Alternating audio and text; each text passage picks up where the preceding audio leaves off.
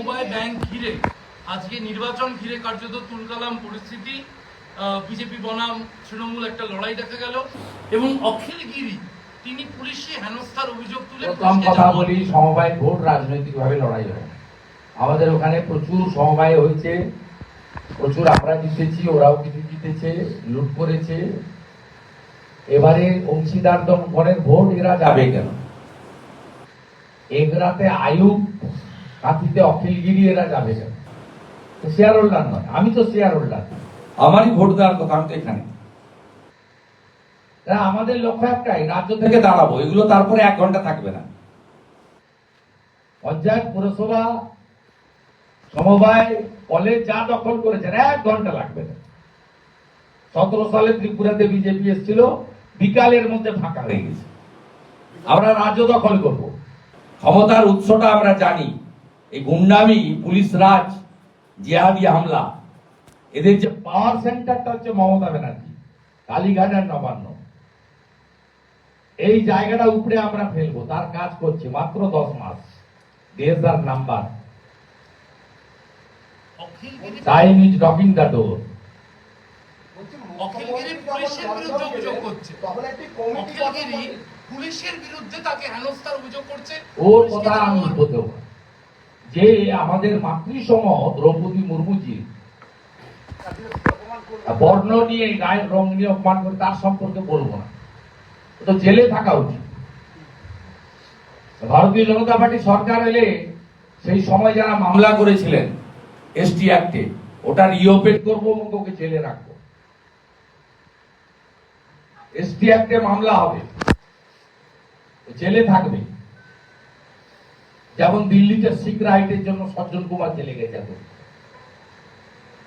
মুখ্যমন্ত্রী যখন লন্ডনে গেলেন তখন একটা কমিটি গঠন করে দিয়ে দিয়েছেন, কিন্তু সেই সময় মালদার মোথাবাড়িতে এই ঘটনা ঘটল। তাই সেই কমিটি কি শান্তি?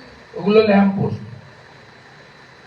আপনি তো আমার থেকে বেশি কিছু চেনেন না। মুখ্যমন্ত্রী 4 বছর মন্ত্রী ছিলাম, 21 বছর উন্নত দল করি। সবাই ওখানে ল্যাম্প পোস্ট, একটাই পোস্ট। যখন মোথাবাড়িতে ঘটনা ঘটে তখন লন্ডনে মনে হচ্ছে রাত্রি ছিল বা সকাল ছিল, ওনারা দেরি করে ঘুম থেকে ওঠেন।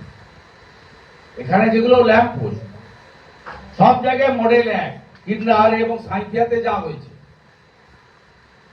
মোথাবাড়িতেও তাই হয়েছে। 8টা দোকান, 6টা মুসলমানের দোকান হাত দেয়নি, 2টো হিন্দুর দোকান ভেঙেছে। মোটরসাইকেল ভেঙেছে, মহাদেবের মূর্তি লাগানো ছিল। ছানার গাড়ি মেরেছে ঘোষ, যাদব সমাজ, টার্গেটেরা যাদব সমাজ, ঘোষ। ঘোষ দেখলেই মারে।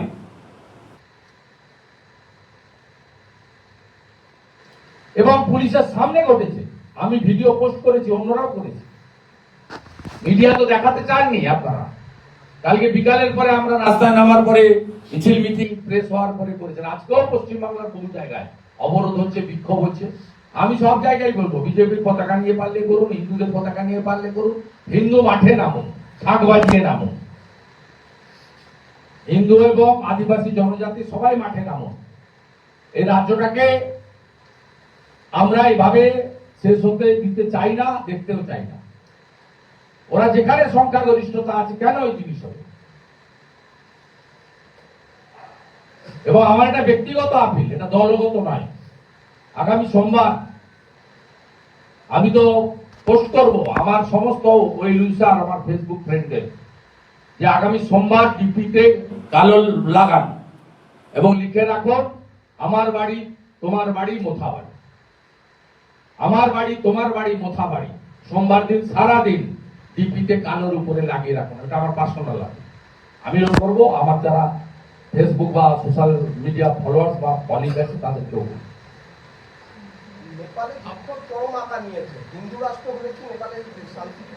ওটা ইতিহাস বলছে, ওটা হিন্দু রাষ্ট্র ছিল, হিন্দু রাষ্ট্র হবে। তথাকথিত কমিউনিস্টদের উৎখাত করার জন্য মানুষ রাস্তায় নেমেছে, তা হবেই। 50 লক্ষ নেপালের হিন্দু এবারে মহাকুম্ভে স্নান করে গেছে। পায়ে হেঁটে এসছে কাঠমান্ডু থেকে স্নান করার জন্য, পায়ে হেঁটে এসছে। মহাকুম্ভের পূর্ণ স্নান। এক হয়েছে হিন্দুস্তান, হিন্দুস্তান মানে গোটা পৃথিবীর হিন্দু যেখানে যেখানে আছে সবাই এক হয়েছে। নেপাল হিন্দু রাষ্ট্র। ভাটপাড়া আপনি গিয়েছিলেন অর্জুন সিং এর ওখানে। ভাটপাড়া যেভাবে দিনের পর দিন গুলি বোমা তাণ্ডব চলছে, লোকে বলছে স্বস্তি চাইছি, যা পুলিশ দিতে ব্যর্থ। এই যে ভাটপাড়া, ব্যারাকপুর, শিল্পাঞ্চল, রোজ বোমা গুলি তাণ্ডব, বলছে পুলিশ ব্যর্থ, আমরা স্বস্তি চাইছি। এলাকার বাসিন্দারা স্বস্তি তখনই হবে যখন মমতা ব্যানার্জি প্রাক্তন মুখ্যমন্ত্রী। যোগীজির মতো রাজ যেদিন স্থাপিত হবে পশ্চিমবঙ্গে, সেদিনই শান্তি ফিরবে। উত্তরপ্রদেশে শান্ত আছে, সবাই ধর্ম পালন করছে, রামনবমীর প্রস্তুতিও চলছে, আবার ঈদের প্রস্তুতিও মুসলিমরা নিচ্ছে, কারোর কোনো সমস্যা হচ্ছে না। গুন্ডামি, দেশ বিরোধী কাজ, আমি একা থাকবো, অন্য লোক থাকবে না, কি ভাষা, পুলিশ গুলি করতে পারবে না, হিন্দু শূন্য করে দিন, জয় শ্রীরাম ড্যাশ ঢুকিয়ে দেব, কি ভাষা। ধর্মীয় পতাকা নিয়ে কোন ধর্মে আছে? দোকান ভাঙছেন, বাড়ি ভাঙছেন, লোকে মারছেন, আগুন লাগাচ্ছেন। রামনবমী নিয়ে কেন বলছেন যে নতুন রামনবমী উৎসব পুজোর পারমিশন দেবো না? কে বলেছে? কোথায় লেখা আছে? আমি আপিল করছি পুলিশকে, এগুলো করবেন না। যারাই করবে নিশ্চিতভাবে যে গাইডলাইন রয়েছে, গাইডলাইন মেনে আপনারা পারমিশন দিন, বাধা দেবেন না।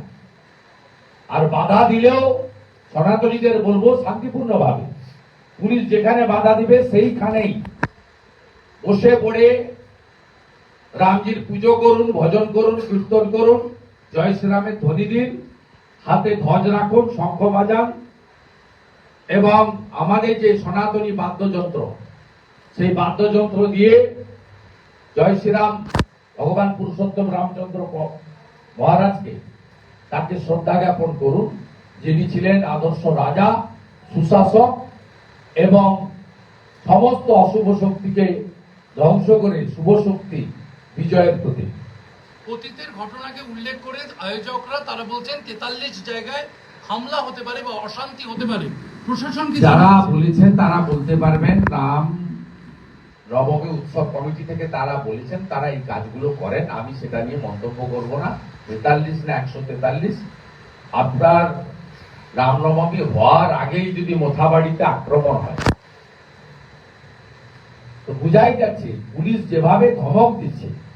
পাশেই মুর্শিদাবাদ জেলা, সেখানে নবগ্রাম থানার দেওয়ালে সই ছাড়া, সিল ছাড়া নোটিশ টাঙানো হয়েছে। আমি কিছুদিন আগেই সোশ্যাল মিডিয়ায় দিয়েছিলাম, শ্যামপুরে 7 তারিখে মিছিল আছে, আমি থাকবো। আন্ডারটেকিং লিখে দিতে হয়েছে 2 থেকে 2.5 হাজারের বেশি লোক থাকবে না। কেন মশাই? ধর্ম পালন করতে হিন্দুরা বেরোবেন, সংখ্যা আপনি বেঁধে দিতে পারেন?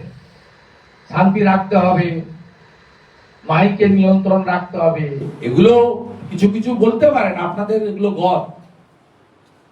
আপনি বলতে পারেন যে 2.5 হাজারের বেশি হিন্দু, 2 লক্ষের বেশি হিন্দু থাকে শ্যামপুরে, আপনি রেস্ট্রিকশন দিতে পারেন। আপনি অন্য ধর্মের লোকের মিছিলে, শোভাযাত্রায়, ধর্মকথায়, সমাবেশে আপনি অন্য ধর্মকে বলতে পারবেন যে আপনি 2000-এর বেশি, 3000-এর বেশি লোক আনতে পারবেন না? পারবেন, ক্ষমতা আছে। এই যে হিন্দুদেরকে বাধা দেওয়া, হিন্দুদেরকে দমন পীড়ন করা, হিন্দুদের অনুষ্ঠানগুলোকে বন্ধ করার পরিকল্পনা চক্রান্ত করা, যে কাজটা ধর্মীয় লোকেরা করার আগে, অন্য ধর্মের লোকেরা করার আগে আপনারা পুলিশ করছেন, এটাই পশ্চিমবঙ্গের মানুষের কাছে আমার প্রশ্ন। যে হিন্দুরা এখনো মমতা বন্দ্যোপাধ্যায়কে ভোট দেন, তাদের কাছে আমার প্রশ্ন যে আপনারা কাকে এই চেয়ারটায় বসিয়েছেন? আমরা কথা দিতে পারি, সমস্ত ধর্মের মানুষের স্বাভাবিক ধর্ম পালনের অধিকার বাবা সাহেব আম্বেদকর সংবিধানে দিয়ে গেছে। সংবিধানের অনুচ্ছেদ 25 থেকে 28 পড়লেই দেখতে পাবেন। বিজেপিকে আনুন, কোথাও পুলিশ লাগবে না, প্রত্যেকে নিজ নিজ ধর্ম পালন করতে পারবেন শান্তি শৃঙ্খলা মেনে। এটা আমাদের স্বামী বিবেকানন্দ শিখিয়ে দিয়ে গেছেন, নিজ ধর্মে আস্থা, অপর ধর্মে শ্রদ্ধা। ব্যাংকের রাজনীতি, বিভাজনের রাজনীতি এবং 33% না 35% জানি না, এই মুসলিম ভোট ব্যাংককে নিজের পক্ষে আনার জন্য মমতা বন্দ্যোপাধ্যায়, তার পুলিশ, তার দল এই সাম্প্রদায়িক বিভাজনটা করে। অনেক সহ্য করেছে হিন্দুরা। সরস্বতী পুজোর সময় থেকে বাংলাদেশের ঘটনা দেখে হিন্দুরা এখন ঘুরে দাঁড়াতে চায়, তাই এখন একতরফা কিছু হবে না। ইট মারলে পাটকে লিখতে হবে। এস জয়শঙ্করকে কালকে আপনি যে চিঠি দিয়েছেন, বিলেতে গিয়ে ভারতের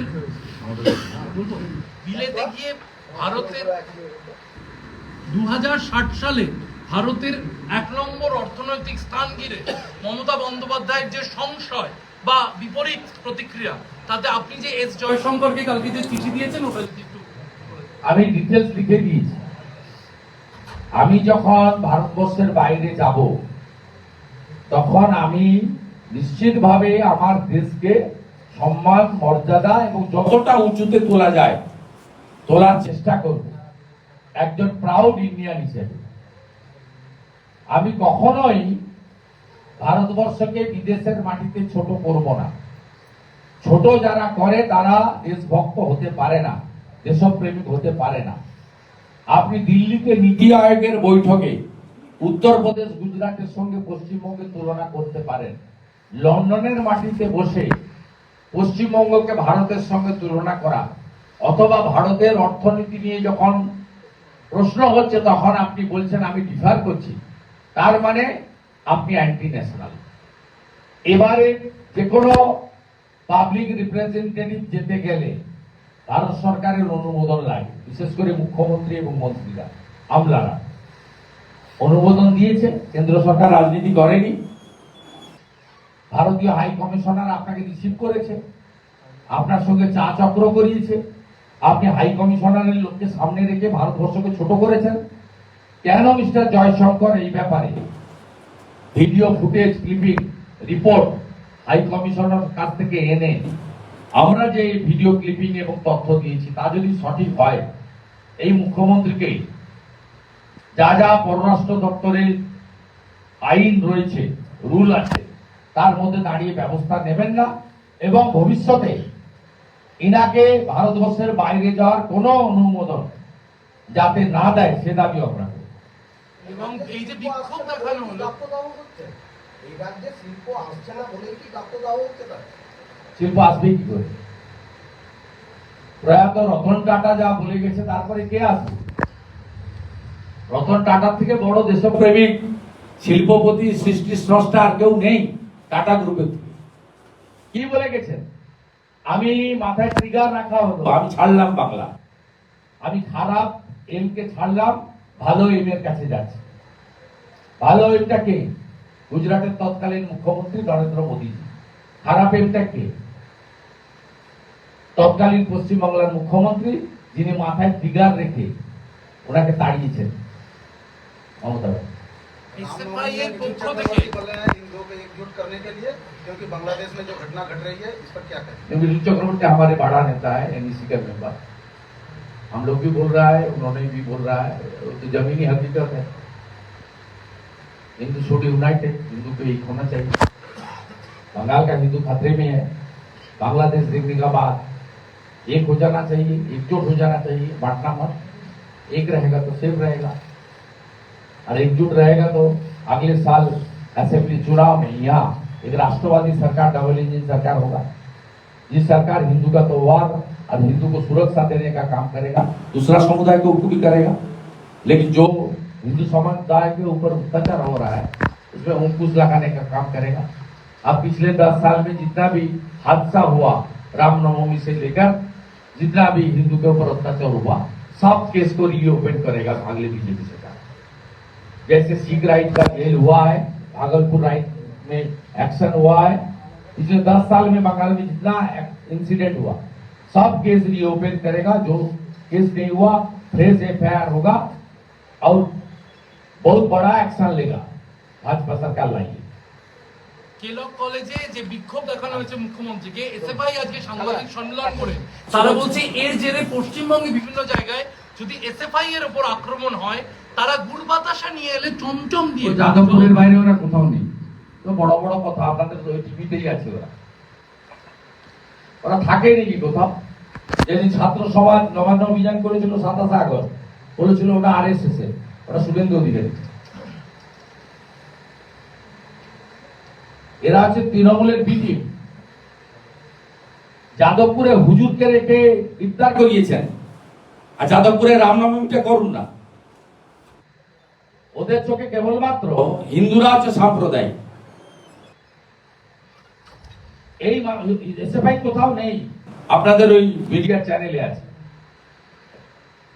মমতা যে এলাকা সেই এলাকায় মাওবাদী গতিবিধি বাড়ছে বলে একটা রিপোর্ট পাওয়া যায়। কোথায়? দেউচা পাচামি মহৎ বাজারে যে জঙ্গলমহল ও পুলিশের চাষ করা, যাতে এই আন্দোলনকারী নেতাদেরকে মাওবাদী বলে কেসে অ্যারেস্ট করা যায়।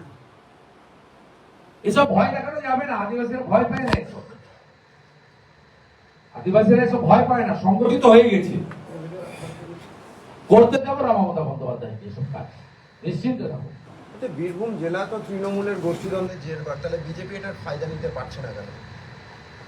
বীরভূম জেলা তো তৃণমূলের গোষ্ঠীদ্বন্দ্বের জেরবার, বিশেষ করে যখন থেকে অনুব্রত মণ্ডল এসেছেন এখানে হিন্দু আদিবাসীরা ভোট দিতে পারেননি।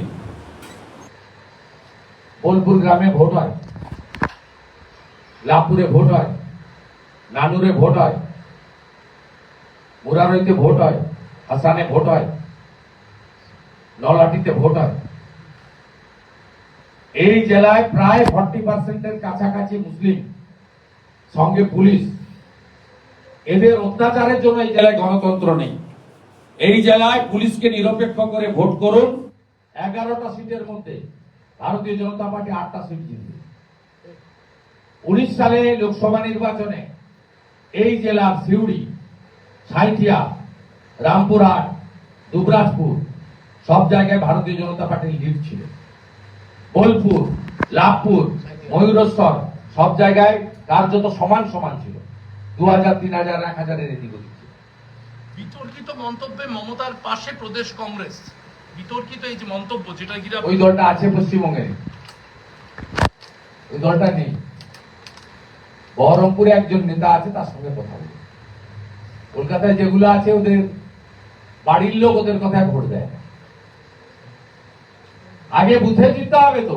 আমি যেখানে ভোট দিই, নন্দন 1 ওয়ার্ড, অভিজিৎ গাঙ্গুলির লিড 179, আর বাবা মা যেখানে ভোট দেয় সেখানে বিজেপির লিড।